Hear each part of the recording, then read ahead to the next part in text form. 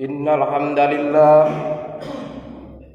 nahmaduhu wa nasta'inuhu wa nastaghfiruh wa na'udzu billahi min sururi anfusina wa min sayyiati a'malina.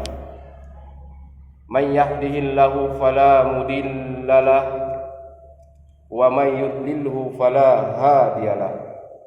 Asyhadu an la ilaha illallah wahdahu la syarika lahu wa asyhadu anna Muhammadan abduhu wa rasuluh.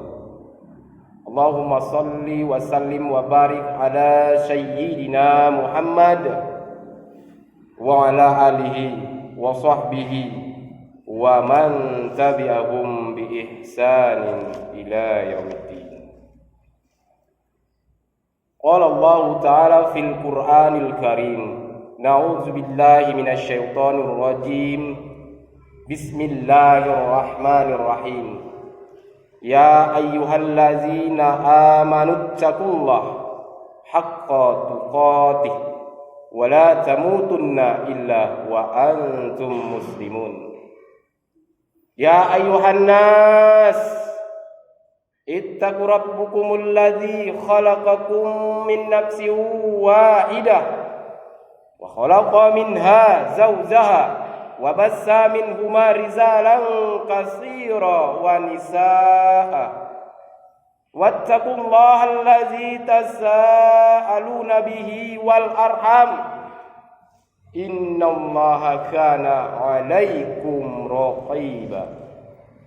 Ya ayyuhallazina amanu taqullaha wa qulu qawlan sadida yuslih lakum a'malakum wa yaghfir lakum dzunubakum wa may yuti'illaha wa rasulahu faqad faza fawzan 'azima. Shadaqallahul 'azim. Hadirin sidang jamaah Jumat rahimakumullah, marilah sejenak kita memanjatkan puji dan syukur kita kehadiran Allah Subhanahu wa taala, yang mana pada kesempatan yang mulia ini, di hari yang sangat berkah dan saidul ayam, hari di mananya di penghujung hari, marilah kita memanjatkan puji dan syukur kita kehadiran Allah Subhanahu wa taala, yang mana pada hari ini Allah masih memberikan kita yaitu kesempatan untuk hadir dan melaksanakan salat Jumat berjamaah. Dan marilah kita juga bersyukur karena Allah masih memberikan kita kesempatan, yaitu kesempatan untuk hadir ke masjid kita ini. Dan Allah masih memberikan iman kepada kita, dan Allah juga masih memberikan juga kita kesehatan. Dan semuanya ini tidak akan bisa kita hitung satu persatu kenikmatan yang diberikan Allah pada saat ini. Maka daripada itu, marilah kita bersyukur atas apa yang diberikan oleh Allah Subhanahu wa taala dan memanfaatkan waktu yang telah diberikan oleh Allah Subhanahu wa taala. Dan tak lepas pula daripada itu, marilah kita bersalawat dan berangkaikan salam kepada junjungan alam Nabi besar Muhammad sallallahu alaihi wasallam. Allahumma shalli ala sayyidina Muhammad wa ala alihi sayyidina Muhammad. Mudah-mudahan kelak nantinya kita yang semua yang hadir pada kesempatan yang mulia ini, dengan memperbanyak kita bersalawat kepada baginda Rasulullah SAW, kita juga akan mendapatkan syafaatnya di yaumil akhir kelak. Amin, amin ya rabbal alamin. Hadirin sidang jamaah Jumat rahimakumullah. Adapun judul khutbah pada kesempatan yang mulia ini ialah merenungi hakikat iktihar dan doa.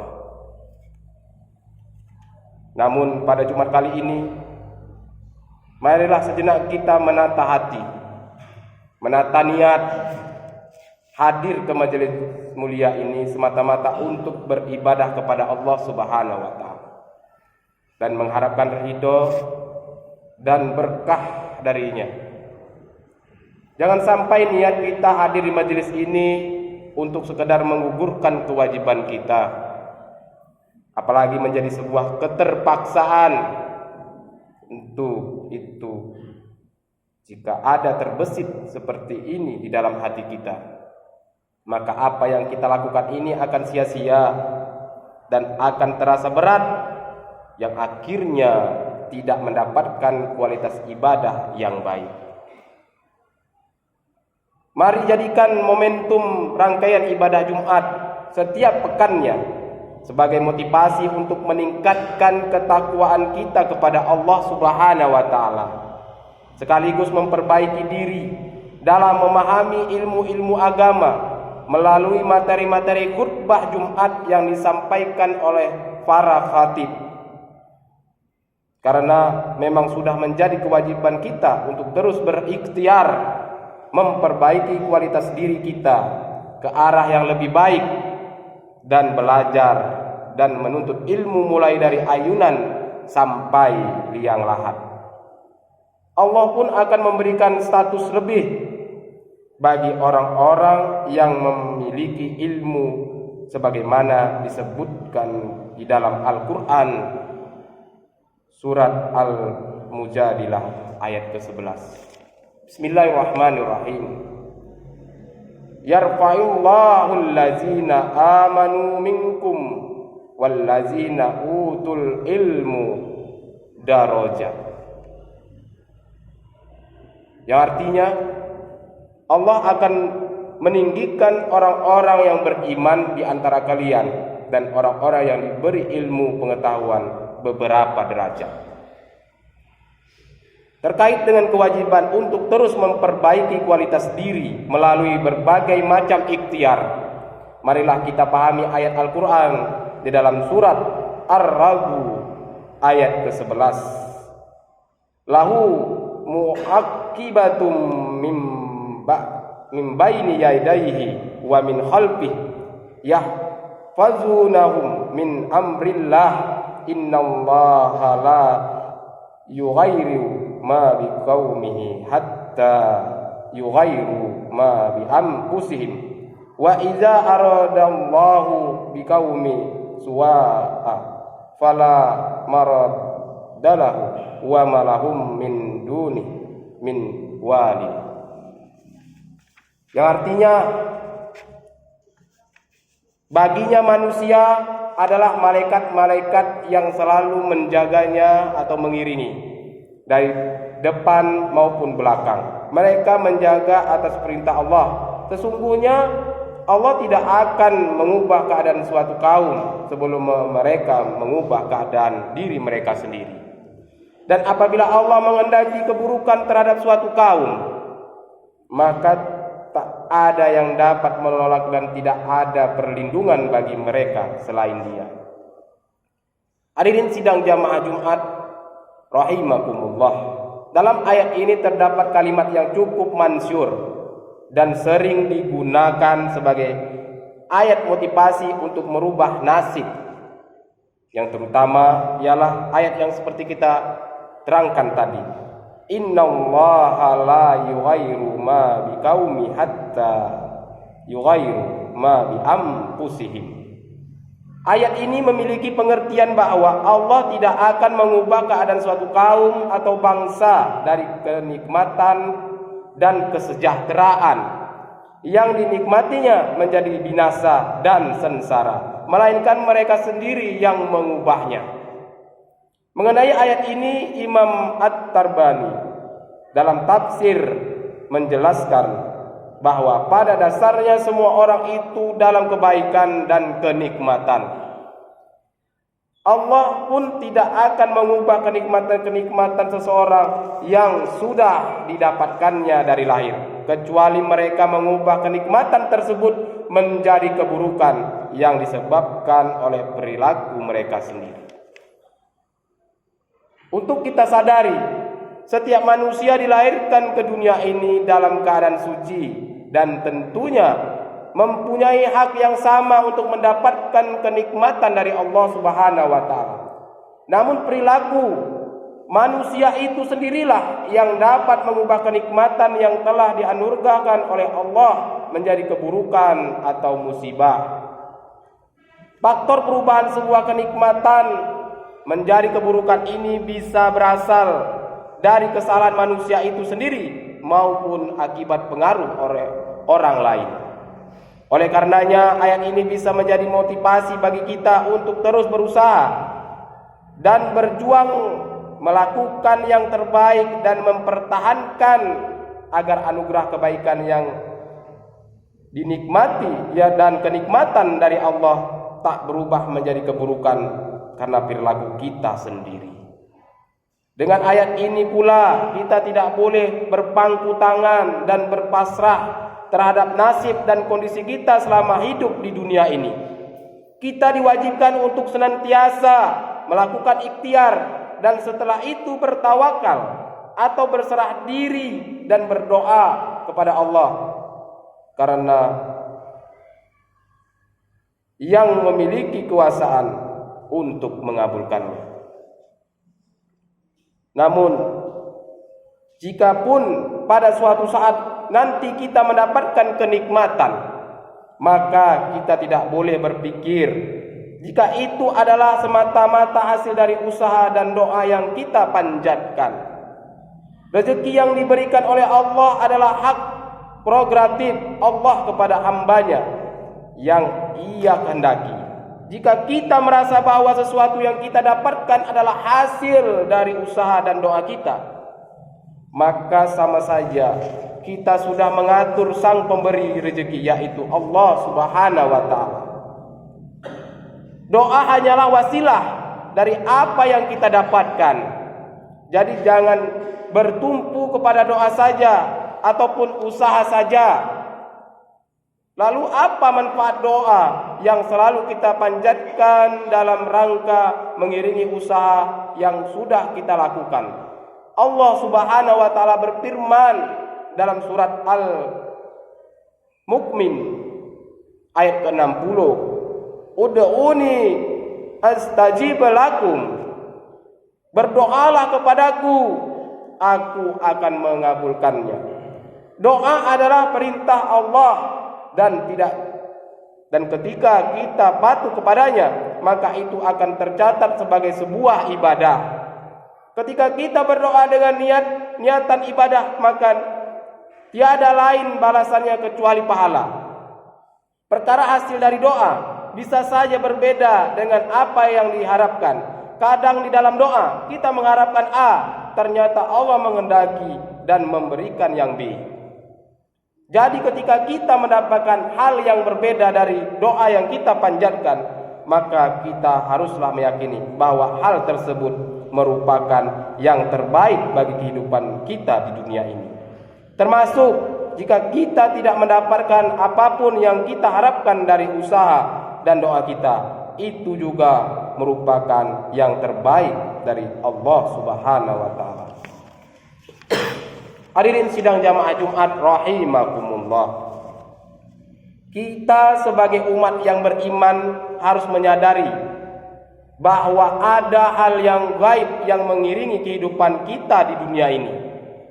Ada faktor yang tak kasat mata menjadi penyebab selamatnya kita di dalam kehidupan ini. Sebagaimana di dalam Al-Quran dalam surat Ar-Ra'd ayat ke-11 disebutkan tadi. Maknanya ialah baginya manusia ada malaikat-malaikat yang selalu menjaganya bergiliran dari depan maupun dari belakang.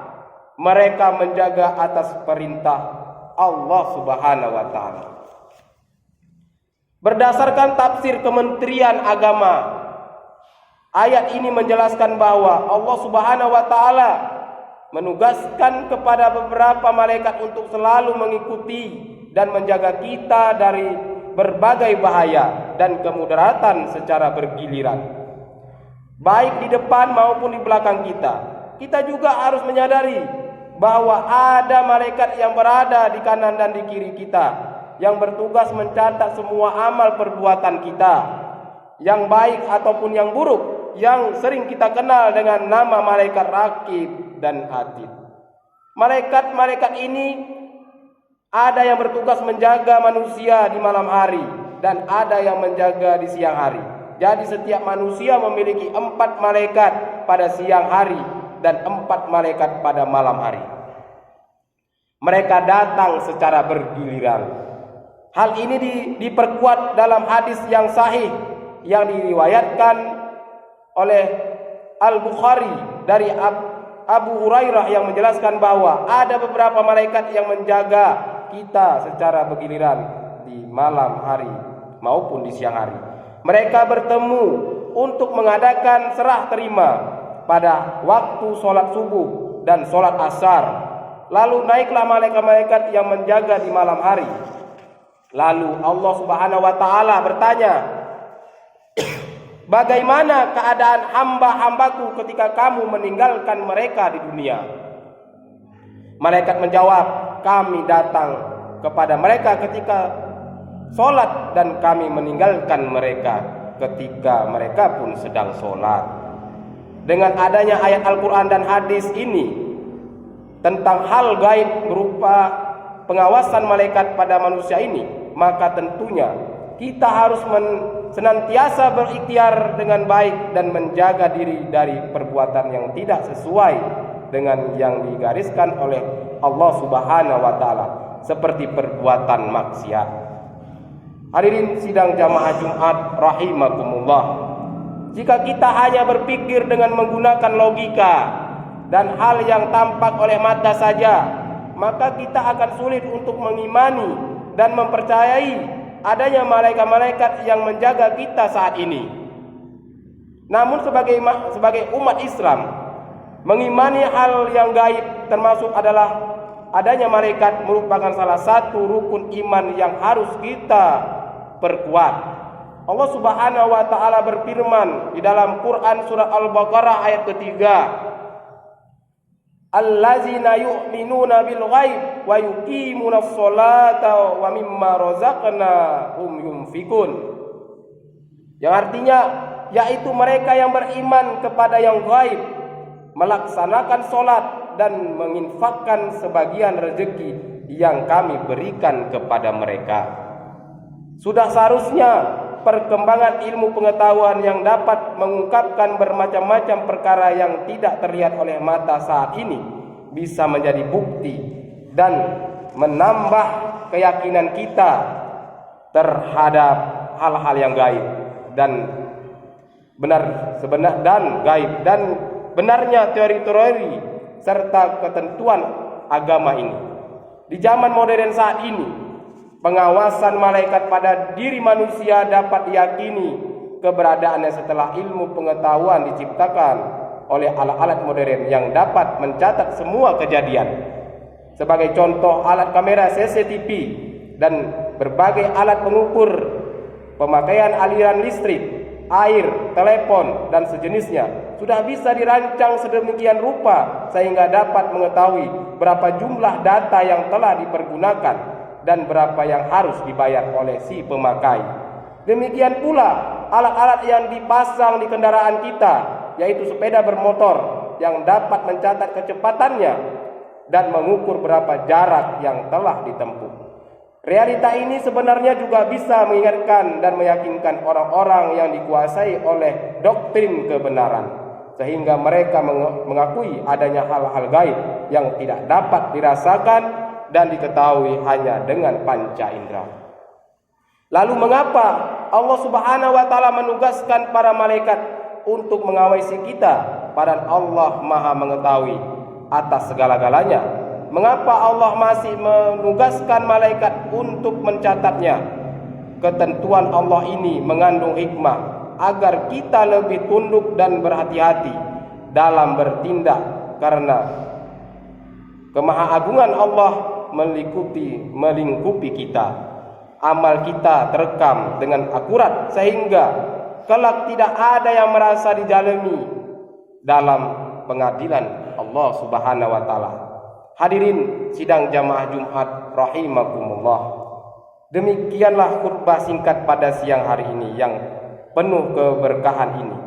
Semoga bermanfaat untuk saya baik pun maupun untuk para hadirin sidang Jumat yang dirahmati oleh Allah Subhanahu wa taala. Barakallahu li wa lakum fil Qur'anil Karim wa nafa'ani wa iyyakum bima fihi minal ayati wa zikril hakim. Aqulu qauli hadza fastaghfiruhu innahu wal ghafurur rahim.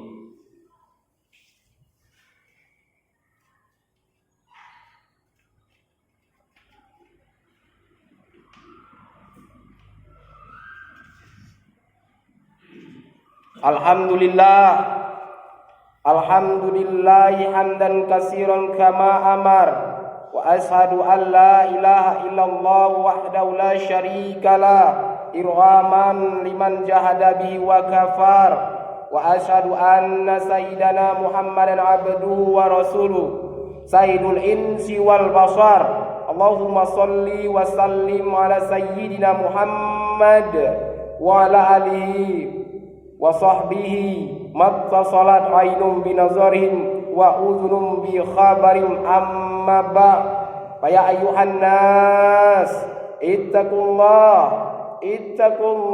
ta'ala wa zarul fawahisha ma jahara wa ma batan wa hafizu ala ta'atihi wa huduril wal jum'ati wal jamaah wa'lamu anna Allah amarakum bi amri bada'a bihi bi nafsihi wa sanna bi malaikati wa qudsi wa qala ta'ala wa lam yazal qailan alima inna Allaha wa malaikatahu yusalluna 'alan nabi ya ayyuhallazina amanu sallu 'alaihi wa sallimu taslima. Allahumma salli wa sallim ala sayyidina Muhammad wa ala ali sayyidina Muhammad kama shallaita ala sayyidina Ibrahim wa ala ali sayyidina Ibrahim fil alamin innaka Hamidum Majid.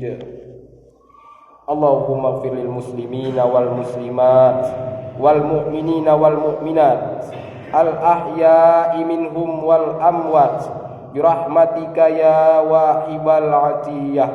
Allahumma dafa'annal ghala'a wal waba war riba wa zina wa zalzalahi wal mihan wa su'al fitani ma jahara minha wa ma batan an baladina haza khassah wa an sairil baladil muslimina ammatan ya rabbal alamin.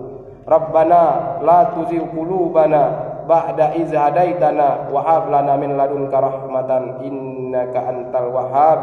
Rabbana atina fid dunya hasanah wa fil akhirati hasanatan wa qina azabannar.